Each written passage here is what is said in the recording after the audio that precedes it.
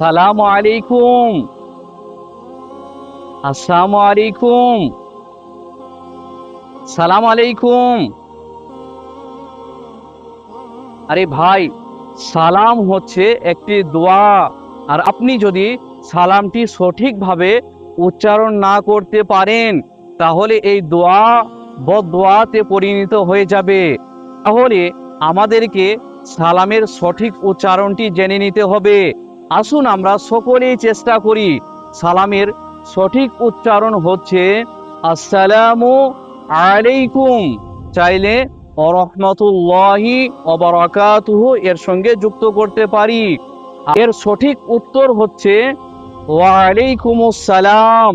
চাইলে রহমতুল্লাহি ওয়া বারাকাতুহু যুক্ত করতে পারি। ভিডিওটি ভালো লাগলে আমার পেজটি অবশ্যই ফলো করে নিবে।